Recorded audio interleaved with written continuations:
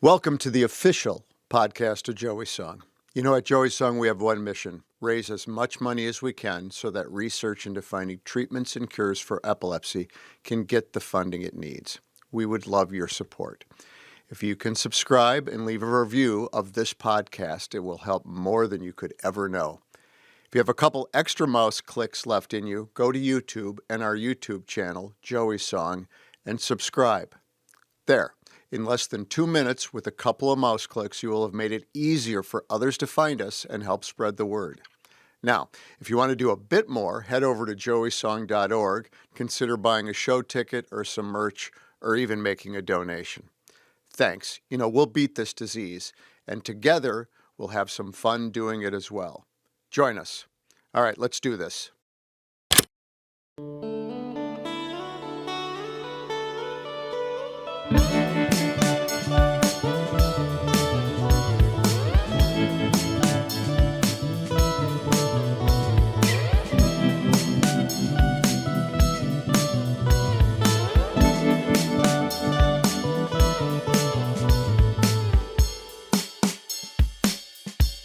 Scoreboards and Setlists. Ebo here, Mike from Joey's Song. Ebo. What's going on, man? How we been? It's a great Friday today. Friday. It is a great Friday. Every day's a good day. Yeah. But something's in the air today. Maybe it's because I get to know. I get to talk with you. Well, sure. Talk to my wife about how special that is. Yeah, you can talk to mine about me being special. All right. So, Mike, what I love to do, always raising awareness for fighting against epilepsy here in Joey's Song and what it is that you do and near and dear to your heart, our heart here, but also for Scoreboards and Setlists, the scoreboard side of things. You know, we talk our sports. Brewers in first place. Yep. And 4 games above the Cubs currently. And that could change. Yep. Let me ask you this really quick. And it's something we like, and what we don't talk about, these kind of like political songs and getting out there. But I thought maybe not political, but more of a statement. Now, the enemy of my enemy could be my friend sometimes. Absolutely, especially in sports. How do you feel about the St. Louis Cardinals? Oh, they are the Cubs' hated rival is the St. Louis Cardinals. You know, you've got all these menage a trois or whatever it is. Brewers hate the Cubs hate the Cardinals kind of stuff. But, despise them, especially because of the Cardinal way. They think they're holier than thou, man. That they are the purveyors of it all. Yes, and they play the right way and all. Yeah, no, that's the stuff and the best fans in baseball, they always get it right. That's the stuff. I don't necessarily despise the players. It's always the fan base that you dislike more than the players. So not they can't lose enough and by enough runs for me. So my question for you is, this has been a topic since it happened earlier this week. So Abner Uribe is a relief pitcher for the Milwaukee Brewers, and Brewers are up 6-0. Abner Uribe goes up and he, the 1-2-3 gets him out, and then he had thought, apparently through all of this, that they were talking about, Beam and Christian Yelich, and there was this and that. Abner Uribe, now in the late 90s, middle school, there was a sensation happening from a wrestling group called the Generation X. Oh, yeah. And they'd throw up the suck it sign. Yep. So Abner Uribe strikes it out, and he's on the mound, and he does a little pump, and then he looks over and he throws the suck it sign, not once, not twice, but thrice, to the Cardinals dugout. And this has been a huge to-do about it all, like the rules of the game and this and that. Rules I personally loved it. It brought me back to middle school and high school. I thought maybe it should come back. I love the gesture. That's the millennial in me, though, as the boomer in you. Yeah. How do we feel about Abner Uribe telling the Cardinals that? Well, again, you have to consider the context. I have no problem with anybody ever doing that. It's funny. So my son is 24, and we watch a lot of sports together. Mm-hmm. And I go back and forth. I have my boomer moments, and I have my non-boomer. There are some times when it's like, just pretend you've been there before, right? And there are other times when I like it, like watching the NBA last night. The talking back. I like that it's hot and they're talking to each other. So I go back and forth. But with the context of it, as you said, the enemy of my enemy is my friend. Yeah. I'm just fine. With it. And I think in general that sports, and particularly baseball, has more unwritten rules than any sport. Multiple times, right? You can't bunt with a no-hitter and all. I like the unwritten rules, too, though, because I like them when they're broken, because then it brings up a conversation. Yeah. And then people get really passionate in their beliefs of how they feel about said unwritten or written rules. Well, and then they can also find the hypocrisy of I like it when it favors me and I dislike it when it's going against me. But I think baseball in today's world, in order to survive, needs to take some of those unwritten rules and put them in the bullpen. Yeah. Now, with that, that's a statement being made by Abner Uribe. Yep. And that was the scoreboard side. For the Setlists side of things, Yep. what I love about you is you're always thinking every week, like, hey, let's talk about this. What's the statement that be made here, maybe throughout the years of the Setlist side of things here? Meaning, I'm not sure where you're going with With that. your idea today. Oh, in general, sure. So I That's where I was going. I thought I needed to tie that together. As you can see, folks, this is a very well-rehearsed program we've got here. So one of the things in today's, shall we say, tense climate is a lot of statements are being made in the artistic community as well about what's going on in the world. And I just thought about that. And I thought, there's a difference between when you were growing up, a lot of the statements came from the rap community. That's where things were politicized, right? And in an environment where they can articulate what they're mad at. I'm thinking NWA and Eminem and a lot of these people that wrote really substantial songs. Mm-hmm. My day, it was more of the pop song, verse, chorus, verse, get out. But there were some amazing ones, right? For What It's Worth by Buffalo Springfield. We were talking about Fortunate Son by CCR before we came on. And those were all songs that had something behind them besides the song. And today you get a lot of that, shut up and play, either for a sports guy or a musician, right? We talked about Springsteen is getting a lot. First of all, anybody that is stunned that Springsteen is a lefty just hasn't been paying attention, right? And you get a lot. I really liked his music and then you know that when they were listening to Born in the USA, they were just singing with the chorus and were listening to the lyrics, right? And I just wondered the perspective of, you grew up in those protest songs back in the early 70s were kind of a newer thing for the public consciousness, whereas they were more ingrained for you guys. I mean, the rap songs were like, that was it. Yeah, for me, I guess it was, when you're young, you're not fully aware of what happens in the world with different groups and and people and places. And what injustice really is. You don't really understand until you... because when you're young, you're just kind of in your little bubble, your little world. And you're not, it could be different now. It's definitely different now with internet and social media and all that.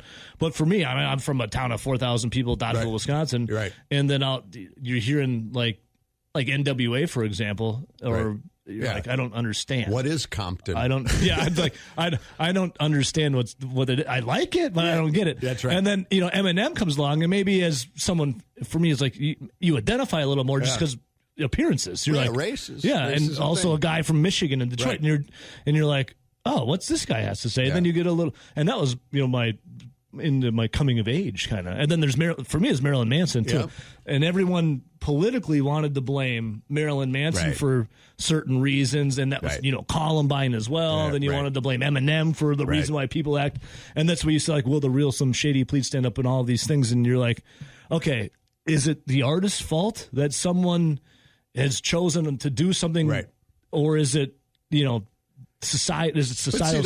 That goes back to Manson and the Beatles, right? Helter Skelter. Right? Yeah, exactly. So I mean, it's been a forever thing. There's nothing new in music. There's nothing new in society. And the bigger question is, does the music reflect society, or society reflecting the music? Right. And I have a hard time believing that music is anything different, any other messaging that goes on, that some crank in his or her basement is going to be even more. Yeah. If it hadn't been playing Led Zeppelin backwards, it would have been something else that would have set the Columbine kid off. Yeah, or some kind of like satanic message or whatever you wanted to hear. Yeah. So I don't think you can see, the thing that we all love about music, I believe, is that it expresses emotions and feelings, and to take some category out of it for an artist, I think you're limiting them, and you're robbing people of the chance to get that as well.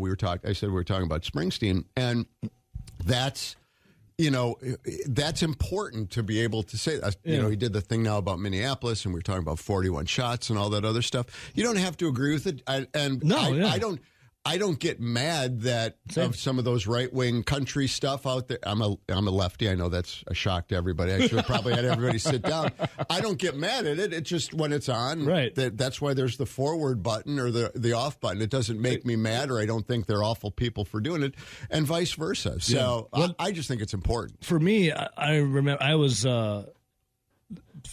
2001, obviously, 9/11, and then you get into the Iraq War, and then Rage Against the Machine is a band that I really, really loved and still do growing up. In Rage Against the Machine, you're listening to the lyrics, you're listening to the message, you're seeing their music videos were out, performing at Wall Street for one of their music videos, Sleeping on the Fire, and there's the Battle for Los Angeles is a hell of an album, and then you're tying it into what they're saying of what's going on, especially with war. And you see some of your friends that or maybe your older brothers or siblings that are going off to war, and you start thinking and wondering about things, and you hear about weapons of mass destruction. They don't actually exist, and then there's this and that, and you're like, well, why do I have family members going overseas and either God forbid dying or of something that was a lie, and you're like. And the music drives you there to it, too, to be like, because I think music definitely mirrors what's happening in society. And it's a political piece, and it should be it helps get a message out there to be like, hey, this isn't right. Well, and it gets back to, the people that don't want to have society be anything other than appear to be a benevolent something or other, right? It's like when it's reflecting something back that you don't like is when people kind of freak out. But again, what's new is old again, or whatever the phrase is on that, because that's what the Vietnam War was about. And that was when there was the draft, and you had people that had no choice. Yeah. And, you see, and, it was the same thing. You can, if you read and I don't want to turn this into a TED Talk on American history, but, LBJ and the war and all that other stuff, people can argue that was for no reason as well. Oh, I'm very anti-war. Yeah. And that you had no choice. Your number came up in the draft, and you were gone, and people were dying. So I always have a problem with people that don't want the warts and all to be shown on whatever it is, right? Everything's got to be. You can't let people see that's how you grow as a person. I think that's how you grow as a country, is exposing and saying, we got this one a little bit wrong.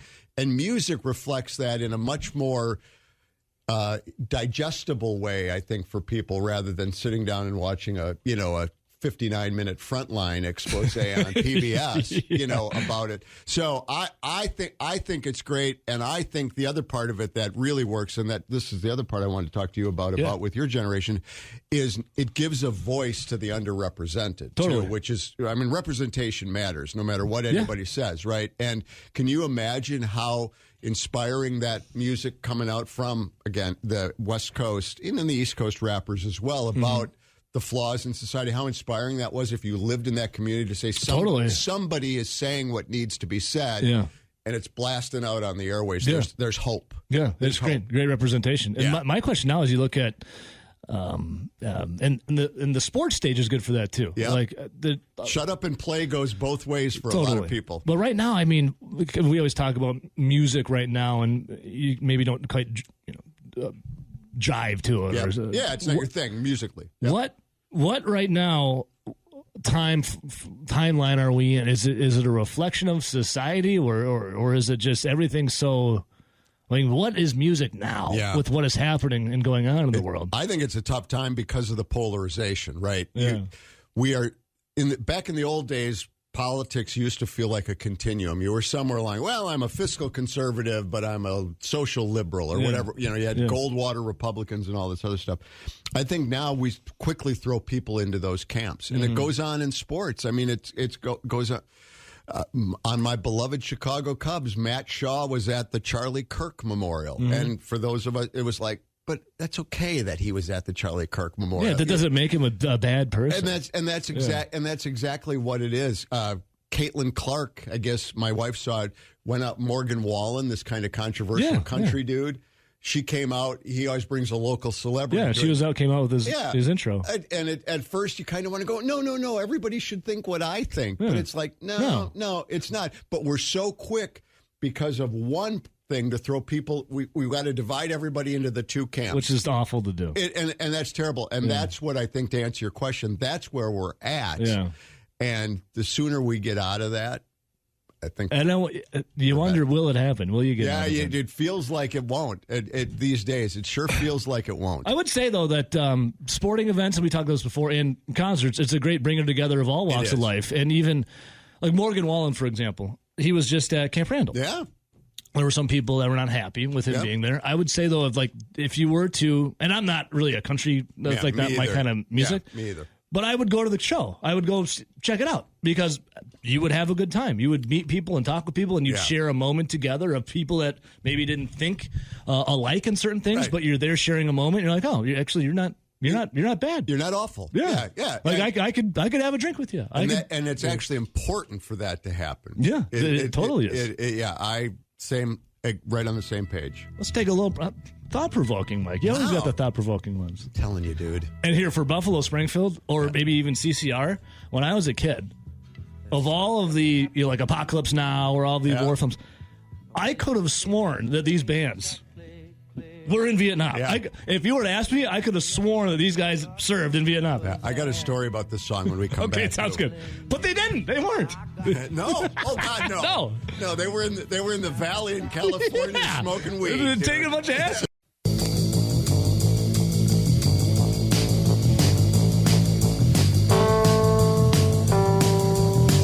Scoreboards and set lists. This is the stuff. This is it, man. Yep. I always love jamming some Doors. Oh, God. It's always fun. Too bad this is that 27 Club, man. Oh, I know. We could do about a 3-parter on that one. You said you had an interesting story about Buffalo Springfield. So that song, For What It's Worth. So, first of all, the reason, before I get into the story, the reason why that is a great song that holds up is it's very generic. People assume it's about the Vietnam War. It's not about the Vietnam War. It's about a protest that was going on in L.A. that Stephen Stills saw. But because he doesn't mention a time or a place, you can still listen to it now and go, oh, yeah, I can. Yeah. But anyway, he didn't like the song after, so it's called For What It's Worth is the name of the song. Those words do not appear in the song anywhere, right? There's never a lyric where he says it. The reason it's called For What It's Worth is Stills didn't like the song. He was in with, I don't know if it was Clive Davis or whoever was the label master at the time, and they were looking at what they were going to release, and they didn't have enough songs. And he goes, I got this other one. You can listen to it for what it's worth. Never left it after that. They liked it. They put it on. And when the record came out, it said for what, and Still said, why did you call it that? He goes, well, you named, literally. That's what you said. It was a throwaway song, and you made it sound like, here it is for what it's worth. And so that's why For What It's Worth, which has nothing to do with the song or isn't listed anywhere. And I just think that's the serendipity. We're talking about how kind of crazy those days where you can see Stills walking and going, and 2 months later, his record comes out, and it's one of his biggest hits. I wonder what it was like. We're talking about music and sports and whatever being a message for something, and as opposed to just being like, my parents are stupid. Right. I wonder what it was like being in Laurel Canyon when you had all of that happening. While the war is, upstarting and going on, and then you have all these people that want to make a difference, yet you have all...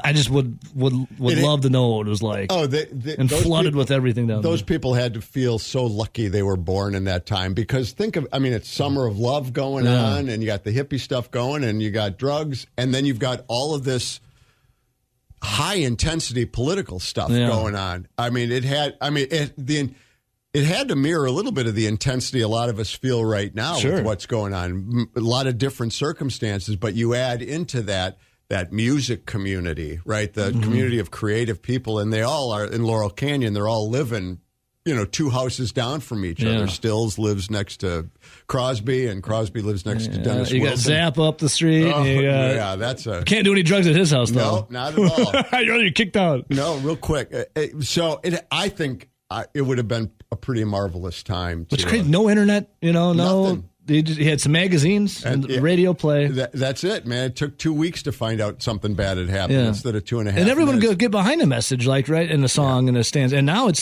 I think, does more access to everything give you more division? Yeah. Well, Or there's just more. I don't even know how to word that. No, I think what it does is it allows for more, and this is going to sound like it's a good thing, but it's not. Diversity in message, meaning misinformation, and people can. There's a lot of. We were talking about, Josh Jacobs, for example. He just got released from jail. Charges still could be stemming, but you have people out there who want to be so quick to tell you what they think of it. Right. And there's not a lot of information, hardly any information out, but they're telling you what to think with misinformation, and all because they want to sell clicks online. And there's still some perceived value in being first. Exactly. And that's part of it too, right? The first click is the one that gets the most virality. I don't know. Again, making up words. I do that every day. So making up words on the show. Yeah. And that's part of it. And that gets into that. When you want to be, you'd rather be first than right. Right. Yeah, right. And then if you're wrong, as long as you're first, you don't really have to make much of you can make a correction, but it's compared to what the amount of traction you got to be first is now you being wrong, and you correcting yourself is minuscule to what you got to begin with. And you can always fall back on hey, it was the information I had at the time. I felt it was my. But there was no information, right? But see, that's the other part of it is we confuse opinion with fact too, and I think we all know where that blame comes from. And so when it's okay to just say, well, that's what I thought, or of course the old caveat, people are saying, or all these other things that are like qualifiers to it. Yeah. So I do think that you mentioned having all of this information out here, how does it affect the consciousness, taking it back to the 70s when you didn't have that? I think it causes people to not necessarily fact check and just kind of go with it, especially if whatever you're reading fits your narrative. Then it's real. It's really. I think the future, and that's we're getting so off of where we started. That's okay, man. That's the beauty of it. I think the future, the danger is it's not lack of information; it's too much of, and not when I say information, like misinformation and the processing thereof, just too much, and you become just smacked in the face with so much stuff that you can't tell what's real and what's not real anymore. Well, and the other part of it is you can. Does it make sense? Yes, it does actually. Now you can curate your sources of information. Right back in the day, you had Walter Cronkite and Dan Rather, whoever it was, and everybody at 6 o'clock saw the same set of news. Yeah. Now you can literally say, I watch and consume the news 24 hours a day and never hear an opinion that's contrary to what you believe or your worldview, right? Yeah. You can, on all sides of it. Yeah. And so that you can feel like you're informed and you're not, because we can do it with music, right? You can, in the old days, the reason why there was the diversity in music was everybody listened to the top 40 stations. So you heard the dance tune next to the metal tune, next to the pop song.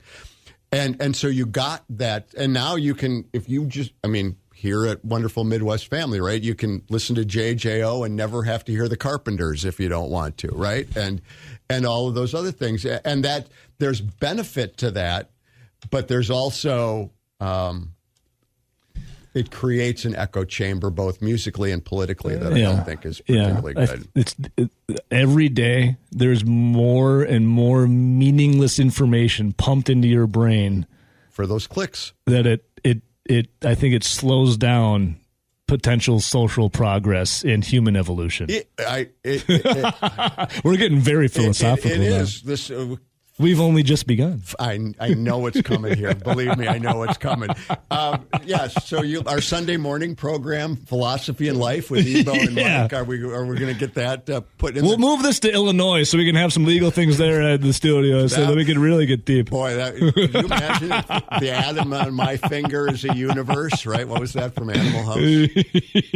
Well, going back to the beginning of all this. Yes. I think the protest song is critical, just like people believe that the blue blood patriotic songs are important. I think it's all important because we need to be able to express ourselves, and I think it's great, and I think we need more of it. Mike, I love your thought-provoking topics. It's always good. Good. So next week it'll be abortion and the existence of God. Yeah. Remember in school, I don't know if this happened for you, it was like, all right, you got to debate something, but here's the ones you can't debate. Yeah. Like, what do you mean you can't debate these? So the debate would be tater tots in the lunchroom. All right, green bean casserole, yay or nay coming Mushroom up. soup or onions on top. All right, Mike, before we do get out of here, man, if people, Joey's song, remind everyone, with the concert coming up and all of that for you. Yep. So the best way to keep in touch, and Ebo and I I was giving him a sneak preview. We got some fun announcements possibly coming up. We bring in rock stars, rock and roll Hall of Famers, and Grammy winners to Madison every January to raise money to stop kids from futures being stolen, lives being lost to epilepsy. Follow us on the socials at Joey's Song on all of them. Remember to put the 2 S's in there, Joey's Song, and then the website is joeysong.org, and you'll be in touch. Mike, much love, brother. Always a pleasure. Every week. Happy Ebo. Friday, man. I'm glad. I don't know what it was. I think I had some bad food poisoning. I fought through. I'm like, I can't let Mike down. No. I'm like, we're staying in here. You were afraid that RJ and I were going to Lou Gehrig and Wally Pip you, and we'd do the show, and then you'd never get back into the starting line. Well, there's some starting pitchers that when they get up on the mound, they throw up. I was like a starting pitcher this morning. I was up on the mound. I told RJ, give me a second. Yeah. Came back, new man. Yeah. Feel like I'm pitching a no-hitter now.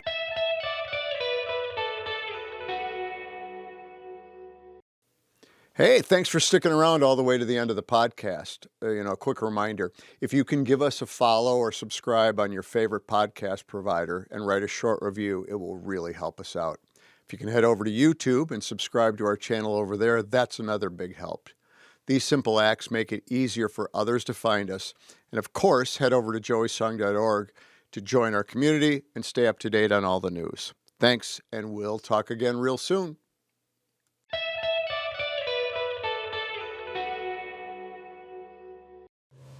Learn more about Joey's Song by visiting joeysong.org. The theme music was composed by Sam Gamal, and Joey's Song is a federally registered 501c3 charity. Thanks for listening.